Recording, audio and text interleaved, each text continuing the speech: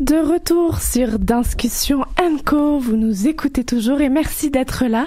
Alors, nouveau plaisir aujourd'hui, celui de recevoir pour une quinzaine de minutes une créatrice, chorégraphe formée à New York mais installée depuis 2009 à Montréal, dont on a pu voir les œuvres sur les scènes de Tangente, du Studio 303 ou encore de la Rotonde pour le Québec. Également membre de la compagnie Je suis Julio et co-directrice avec Katie Ward d'Itinérant, Doriane Niskin-Oder. Merci d'être avec nous aujourd'hui. Merci, je suis vraiment contente d'être ici. Un plaisir vraiment au dévoilement des 29 spectacles qui feront le FTA 2019, Festival Transamérique. Nous avons également été extrêmement heureuses et enthousiastes à la perspective d'y découvrir ta nouvelle création, co-création, Speed Glue, donc une co-création avec l'artiste visuel Simon Grenier-Poirier, d'autant plus que la thématique soulevée a su retenir notre curiosité. Je vais la brièvement, mais tu vas pouvoir ouvrir, la présenter. La réinvention des règles et l'invitation de 2 champions nationaux de ping-pong à jouer sans l'envie de battre l'adversaire pour la beauté du jeu.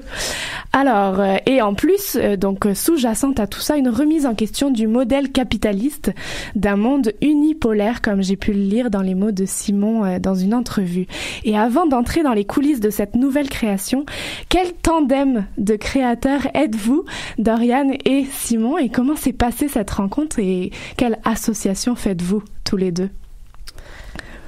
C'est une relation de longue date, en fait. On s'est rencontrés juste quelques jours après que j'ai déménagé à Montréal. Au début, c'était vraiment... Simon, il travaillait plutôt en musique dans l'époque. Et au début de notre collaboration, je l'avais invité de commencer à travailler en tant que concepteur sonore pour mes projets tout de suite en arrivant à Montréal. J'avais en tête que j'avais envie de travailler de proche avec un concepteur de son. C'est quelque chose qui manquait dans ma pratique. Mais j'ai réalisé très vite que Simon, il avait aussi un tête très conceptuel et les conversations qu'on a eues à travers les créations est devenue de plus en plus importante. Donc, pour la création de Memory Palace en 2016, il travaillait sur la trame sonore, mais il était aussi crédité en tant que dramaturge pour le projet. Et après que ce projet a fini, on a vraiment commencé de parler de notre envie de travailler comme co-créateur, de lui inviter de vraiment participer de façon pas de concepteur qui est engagé, mais vraiment comme partenaire dans une création. Et c'était lors d'une résidence à Potsdam, en Allemagne, que nous avons commencé à travailler ensemble sur la recherche qui a mené Speed Glue. Mm-hmm. Et maintenant, en fait, c'est notre deuxième pièce ensemble. On avait aussi co-créé une œuvre qui a été présentée au Musée d'art contemporain en novembre. Que représente la scène, l'espace scénique pour toi, créatrice, et pour Simon, et dans votre alliance? Quel est cet espace et que peut-on faire sur scène pour toi, Doriane? C'est une grosse question, mais je pense que je peux parler particulièrement pour Speed Glue, parce que ce n'est pas une pièce que nous avons créée, ou on n'a pas débuté la création en se disant « OK, on crée une performance qui va être sur scène ». Et en fait, pendant la création de l'œuvre, on l'avait faite dans différents lieux. On l'avait faite dans un black box, mais aussi dans un gymnase, et aussi dans un white box. Et on se questionnait beaucoup sur le lieu qui serait propice à la création. Et finalement, nous avons décidé, non, c'est vraiment une œuvre qui a sa place dans un théâtre, parce qu'un théâtre, c'est fait pour isoler. Un black box, c'est fait pour isoler et regarder quelque chose dans l'isolement du noir. Mm-hmm. Et ce qu'on avait trouvé avec notre proposition, c'est que d'amener la table ping-pong dans l'espace scénique, ça devient un genre de ready-made. C'est un objet qui est enlevé de son quotidien, usage fonctionnel, qui devient un objet esthétique. Et aussi, le regard qu'on amène en théâtre est totalement différent que le regard qu'on a lors d'un vrai tournoi de ping-pong qui se passe dans un gym. Mm-hmm. Donc, ça permet un genre de regard vers le détail et aussi un regard un peu plus large. On ne regarde pas juste la balle, mais on regarde aussi les joueurs. On a le temps de regarder leur corps, leur présence, tous les trucs que peut-être lors d'un match de ping-pong, on serait plus juste à l'écoute de pointage. Mais alors, que se passe-t-il sur scène? Quelle est cette envie de chorégraphe et de Simon également à côté de mettre sur scène 2 champions nationaux? C'est quoi ce désir et quel œil as-tu eu, toi, chorégraphe, sur ce projet? Je peux peut-être en premier parler autour de la question de pourquoi on a choisi de travailler avec des personnes vraiment avec des habiletés aiguisées. Parce qu'il y avait la question, pourquoi pas travailler avec des interprètes en danse, puis les faire apprendre comment jouer ou ça. Mais il y a vraiment des habiletés de haut niveau, une virtuosité qui est atteinte avec ces joueurs-là. Et aussi, vu que la pièce aborde la question, c'est quoi le jeu qu'on enlève la compétition qui est au cœur de l'expérience du jeu pour les joueurs. C'était dans le but de les donner une opportunité d'expérimenter leur habileté dans complètement une autre consigne. Donc, on avait envie c'est un sport qui a une esthétique super intéressant au niveau du rythme, au niveau du chemin du bal. Ouais. Mais en compétition, tout se passe tellement vite que si tu n'es pas un expert du sport qui comprend très bien ce qui se passe, c'est presque invisible. Ouais.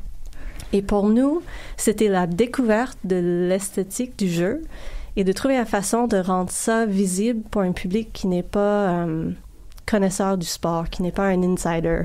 Est-ce que vous l'étiez, vous, des amateurs déjà d'avance, fervents spectateurs de ping-pong ou joueurs de ping-pong? Simon, dans son studio d'artiste, dans l'espace commun, il y a une table de ping-pong qui est utilisée de façon très loisir. Je ne dirais pas qu'on est des gens qui avaient des habiletés techniques.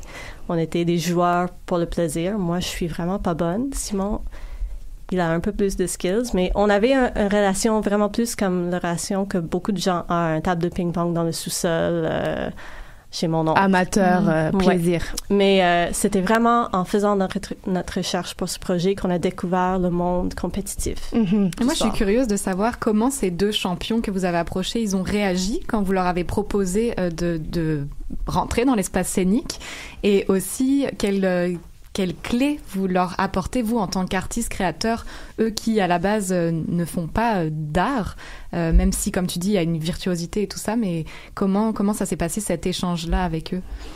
Oui, ben c'est vraiment le cœur du projet, puis je vais commencer juste en nommant les joueurs avec qui on travaille. Pour le FTA, c'est Antoine Bernadet et Édouard Lee, qui sont 2 joueurs québécois, mais tous les 2 qui jouent à l'échelle nationale et internationale. En fait, nous avons fait rentrer, c'était pas facile de rentrer dans ce monde de sport. On arrive, on est 2 artistes, on ne parle pas nécessairement le même langage, puis on se comprend pas nécessairement. Par hasard, j'ai tombé sur, en fait, Pierre-Luc Thériault, qui était aussi un joueur de très haut calibre québécois, qui était en train de faire sa retraite, puis il devenait coach. Il commençait à coacher un peu. Et moi, j'avais lu un article sur lui, et j'ai réalisé qu'il vivait à Montréal. J'ai contacté le club où il coachait. Et vraiment, on a eu une conversation avec lui, et on était vraiment chanceux qu'il a compris un peu tout de suite que ça pourrait être intéressant, ce qu'on faisait, et que ça pourrait être intéressant pour les joueurs. Et aussi que ça pourrait avoir une valeur dans leur entraînement, d'essayer quelque chose qui était un peu différent. Donc, c'est lui qui a fait le pont entre Édouard et Antoine et nous. Et nous avons aidé aussi, au début, était un peu comme un directeur de répétition. Il comprenait un peu plus ce qu'on essaie de faire et il proposait des façons de travailler. Et finalement, ce que j'ai appris de lui et ce qui m'a permis de vraiment avancer le travail chorégraphique, c'est que j'ai un peu approprié la façon qu'il travaille en pratique. Des genres de drills. Donc, j'ai inventé des drills, mettons, qui introduisaient des concepts plus chorégraphiques, comme, OK, on va travailler juste sur la vitesse. c'est quoi le plus lentement que vous pouvez jouer jusqu'au plus vite. C'est comme 1 à 10. Et comment on peut utiliser l'espace, des drills pour être plus conscient de l'espace. Donc, ça devient un peu un genre de improvisation 101. Et c'est là où je pense qu'on a commencé à trouver un langage et une façon de travailler qui est propre à nous puis est clair pour tout le monde. Et est-ce qu'ils sont dans une partition chorégraphique extrêmement écrite ou si tu veux bien partager, est-ce que l'envers du décor c'est ça? C'est partition écrite de ta main et de la main de Simon sur eux ou comment ça fonctionne ce qu'on va voir? Il y a une partition, mais c'est très ouvert. On a travaillé beaucoup sur la question du temps. Et une compréhension, c'est une performance qui dure 30 minutes. Ouais. Donc, il y avait beaucoup de travail à faire juste pour comprendre la question de dosage et du temps, parce que c'est complètement différent que le rapport d'un match compétitif. On a des règles, mais les règles sont très ouvertes. C'est d'essayer de garder la balle en jeu le plus longtemps possible, de rester intéressé dans la tâche, de trouver des façons de tout le temps renouveler ce qu'ils font, de ne pas dramatiser le fait que on peut rater la balle, c'est pas un échec, ça fait partie de l'expérience, et qu'ils arrêtent au moment qu'ils sont prêts à arrêter. Donc, c'est à peu près 30 minutes, mais c'est pas un temps fixe. Donc, je dirais c'est très ouvert. C'est basé vraiment sur un entraînement où on se comprend tous comment on travaille, mais il reste qu'il y a beaucoup de liberté sur scène de prendre des choix. Mais justement, avec cette notion de lâcher prise, avec le fait de vouloir gagner, est-ce que pour eux, ça a été quelque chose de difficile de rater la balle et d'accepter qu'il n'y a pas de vainqueur? Est-ce que ça a été dur de leur faire accepter cette idée-là? Non, en fait, je pense que c'était un peu libérateur d'un certain sens.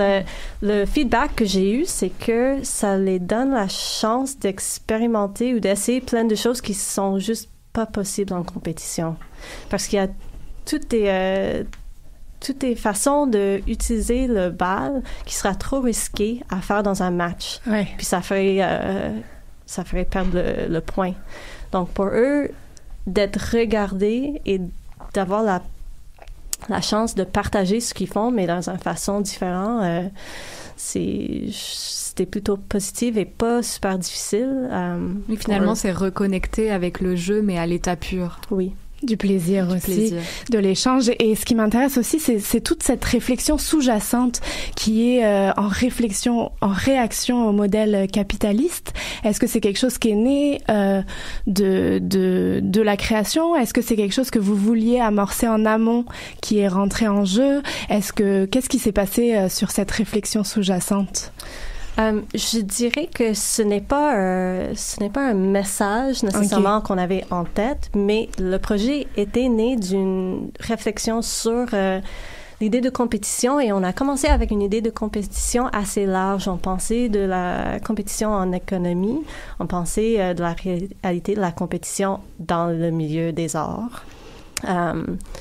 Et aussi, quand on a trouvé l'idée de travailler avec le ping-pong, il y a une histoire du ping-pong qui est reliée aux diplomaties.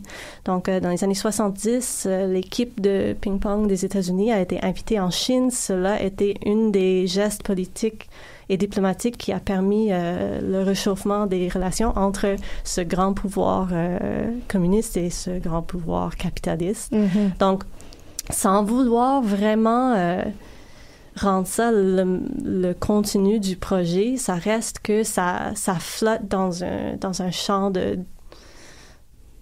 dans les idées qui existent dans la conversation. Et je pense qu'il y a je pense que c'est cité dans les matériels du FTA, qu'on peut, d'un certain sens, regarder le sport comme un champ de compétition où la compétition est plutôt positive. Ça amène la virtuosité, ça amène le désir de devenir mieux pour nous-mêmes, dans le fond. Ça devient il y a un respect pour l'autre puis pour l'habileté des autres. Et on peut regarder le capitalisme et puis son désir de juste écraser pour vaincre un aspect négatif de la compétition. Il faudra aller découvrir cette pièce au FTA. J'ai juste envie de faire une parenthèse sur speed glue, ce que veut dire ce terme, d'où il vient. Est-ce que tu veux le dire ouais. Oui, tout simplement, c'est la colle qui a été utilisée sur les raquettes pour rendre le jeu encore plus vite.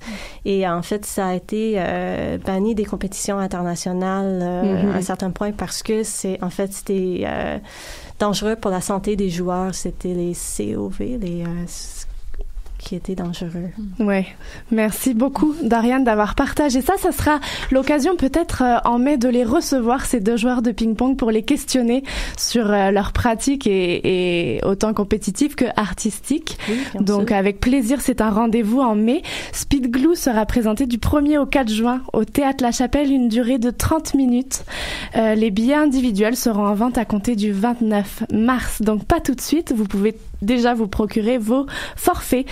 Et donc, Doriane, ta présence donne le coup d'envoi aux premières entrevues avec les artistes qui participeront au Festival Transamérique édition 2019. Bon chemin d'ici votre première.